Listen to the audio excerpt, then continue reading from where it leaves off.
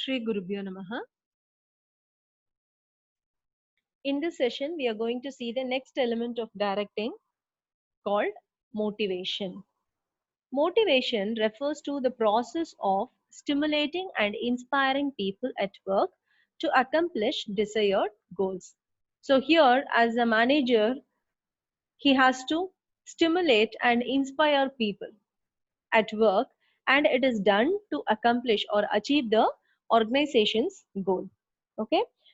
So, by doing this motivation process, a manager will understand what makes people to do things and what makes them to accept or disagree for certain things which are introduced in the organization. Okay. And before going into the motivation's importance, first we have to understand few terms called motive and motivator. Motive refers to the inner state or desire, and this desire will activate, compel, force a person to behave in such a manner to achieve the organization's goal. So, this is called as motive. And motivator is the tool which is used to motivate a person, an employee. At times, it can be either financial or non financial. Financial may be like giving them incentives, rewards, etc.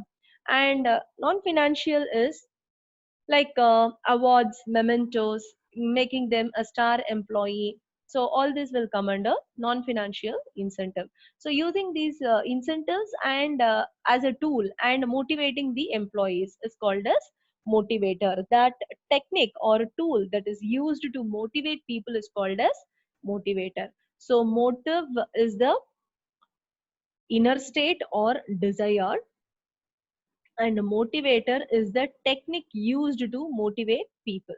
Okay, now we'll see the features or characteristics of motivation. Motivation is an internal feeling because it is a psychological concept and it cannot be forced among the employees. A manager cannot force his employees. Okay, he has to just make them feel comfortable, and the internal feelings like needs, desires, or urges influence human behavior to act in a particular way. So by understanding that, the manager has to motivate their employees. Next, motivation produces goal directed behavior because each and everyone's behavior in an organization is influenced by their motivation. Okay, next is motivation can be either positive or negative. A manager can use either positive or negative motivation, like he can appreciate, he can encourage, or he can give incentives, rewards, awards to the employee to motivate. Or sometimes the employees may be penalized or given memo, they'll be punished. Okay, so these are some examples of negative motivators. So a manager can use a combination of either positive or negative motivators to motivate their employees. And motivation is a complex process because each individual is different, they are heterogeneous, and their expectations, their perceptions, their desire will be different from each other.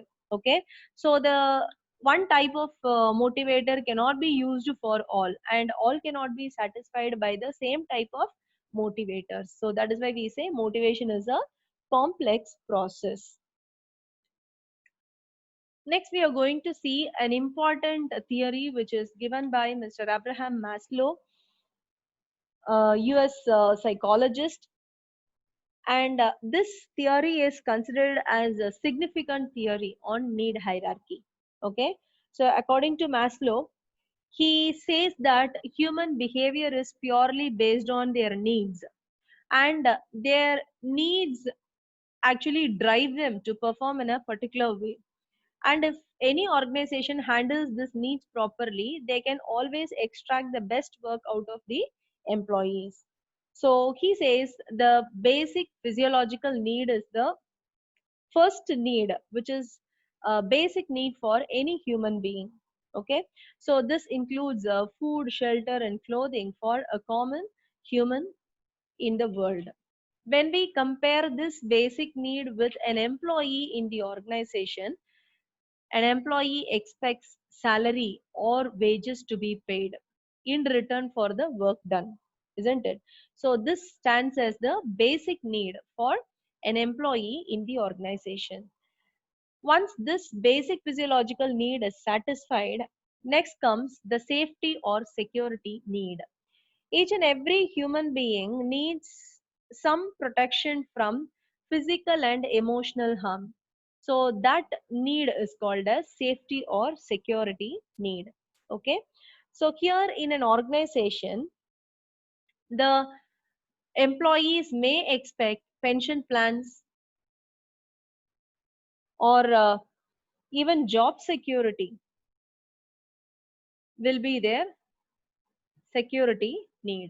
Okay, because if an employee is always afraid of his job security, then he cannot concentrate in his job. He will rather be thinking whether the next day he'll have a job or not, isn't it? So job security is the safety need for an employee working in an organization. Next comes social or affiliation need. When this basic physiological need and security need is satisfied, the next immediate need for a human is affiliation need. So this affiliation need is a need which is arising out of affection, sense of belongingness, friendship, etc. Okay. So in an organization, an employee may expect a cordial relationship among his colleagues. Okay. So this cordial relationship among the employees is called as social or affiliation need. Next comes esteem needs. So here these needs include need for self-respect, autonomy, status, prestige, etc. Okay. So when we compare this need to an employee of the organization, then here the employee may expect promotion so that his standard in the organization increases, his authority increases, so that his prestige also increases. Okay. So promotion will be the esteem need, is an example of esteem need for an employee in the organization. And last is the self actualization need. So this need is the need of becoming what one really wants to become. Okay, like getting some self fulfillment or achieving something very difficult is called as self actualization need. And when we compare this to a person working in an organization, then an employee may expect for some achievement of goal or some challenging job. Okay, so this can be said as the self actualization need for an employee in the organization. So these are the needs which are stated by Abraham Maslow, and he also gives few assumptions. He says people's behavior is based purely on their needs, and the satisfaction of such need will definitely influence one's behavior. And he also says the need of people are in hierarchical order, and if one need is satisfied, then the other need will arise. Okay, and these unfulfilled needs only will drive the employee in a particular type of behavior, to get a particular type of behavior. So once if this need is satisfied, it will not act as a motivating force, motivating factor for the employee. Okay, so these are the assumptions stated by Maslow in his need hierarchy theory. But still we also have some controversy to this theory, saying like people who are of creative employment, they will not be expecting all these basic physiological safety or security, but they will immediately, or their initial need will be self actualization need. Like if you take an artist or a dancer, they will be aiming at a self actualization need that stands as their basic need when compared to this physiological need. Okay, so there are contradictions saying this need hierarchy is not suitable for all professions, but still it is widely accepted as it reflects the need of a human being, and as it gives a hierarchy for the need of a human being. Okay. Next, we are going to see incentives. Incentives are the motivators, that is, the techniques that are used to motivate employees in an organization. So we have two types of incentives. One is financial and the other one is non-financial, because the need of each individual will be different. So same technique cannot be used to motivate or influence all employees. So we'll see about financial incentives. Financial or monetary incentives refer to the incentives or rewards, and this can be calculated in terms of money. So that these incentives only are called as financial incentives. The first among the financial incentive is the pay and allowances. So these are the salaries or wages which are paid to the employees in return for the job done by them. Okay. So these salaries or wages may include basic salary, dearness allowance, house rent allowance, etc. Various allowances are added, and it is called as pay and allowances. And this, in many organizations, this is directly involved with the performance of the employees. And in some organization, they have the scope of increment every year based on the performance of the employees. Next is productivity linked wages.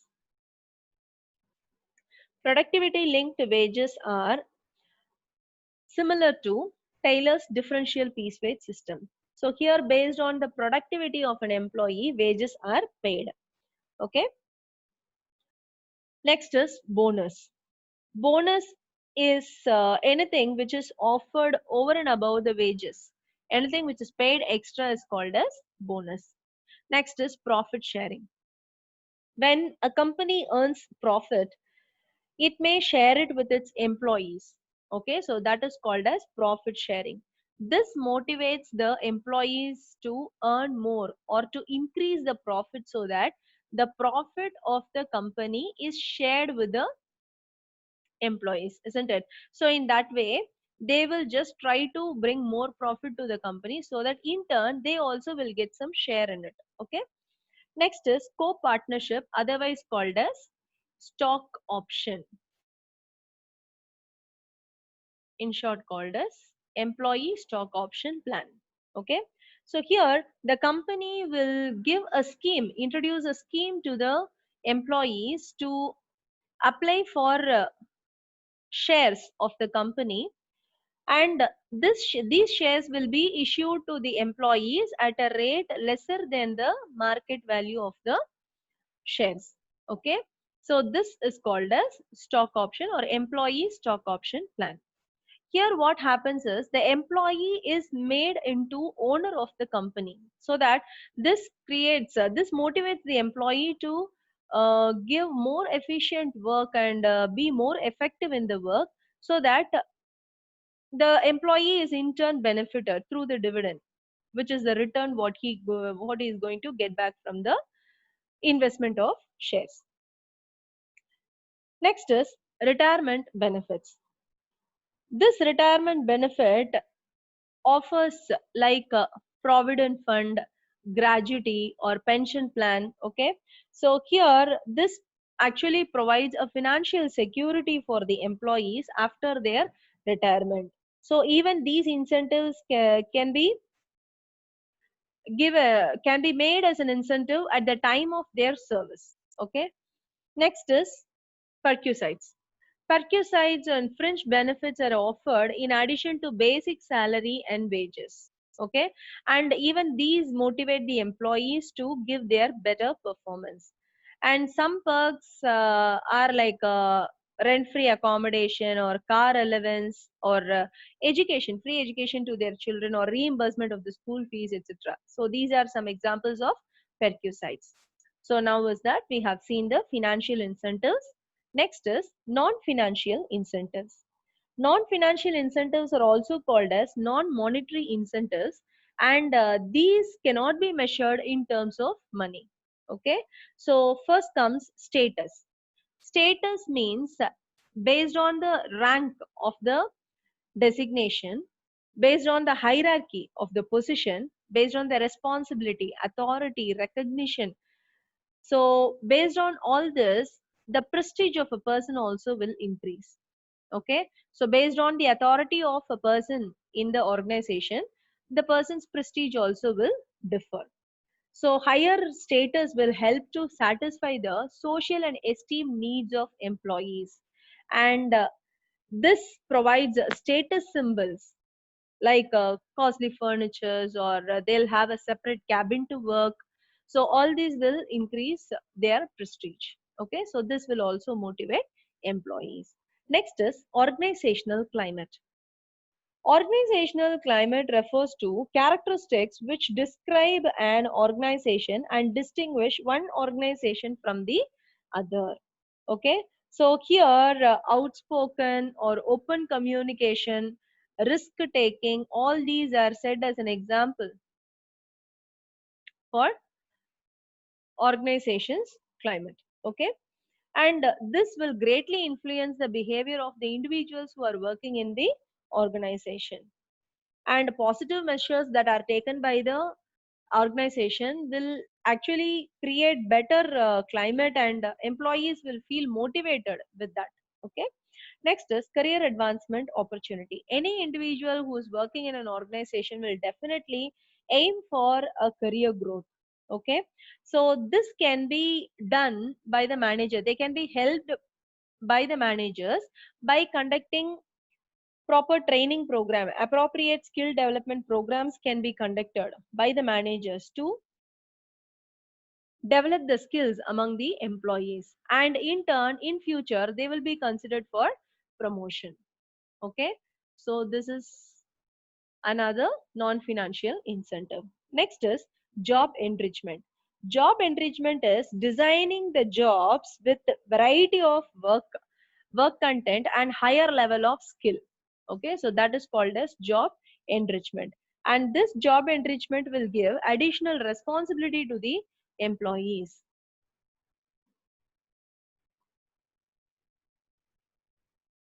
Additional responsibility to the employees and provides opportunity for personal growth, and a meaningful work experience is also created by this job enrichment.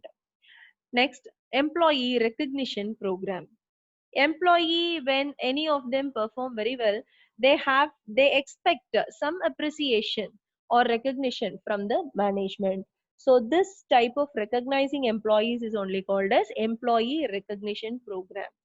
Okay, so this can be like rewarding the employee for good performance, or displaying the employee's achievement on the notice board, or giving a certificate for their performance. Okay, or distributing mementos for their performance. So some one way or the other thing, something is done to recognize the employees on their performance. This will not only motivate the person who did well, but also the other employees who watch it. Okay, so they get motivated and they will also try to give their best to get themselves recognized in this recognition program. Next is job security. Employees always want their job to be secured. Okay, and they want to be sure about their future and the job continuity also, because only when they are sure about their job security they can give their best in their work, because they can concentrate on their work only when they have this job security. Okay, next is employee participation. Employee participation means the physical and mental involvement of employees in the decision making process. So as they are the people who are going to work, they are also involved in decision making process. That is only called employee participation. And they feel important. The employees feel very important in this employee participation because their suggestion is also included. Okay. Next comes employees empowerment. This involves giving more freedom to the subordinates. So here, more freedom is given to the subordinates. And This more freedom and power given to subordinates will make them feel that their job is very important, and they contribute positively by using their skills and talents in showing their performance. Okay, so that is about employee empowerment. So in this session we have seen what are incentives and what are the two types of incentives, that is financial and non-financial incentives. So something or the other has to be done by the manager to motivate the employees to give their best performance, to be more effective and efficient to achieve the organization's goal. Okay, thank you.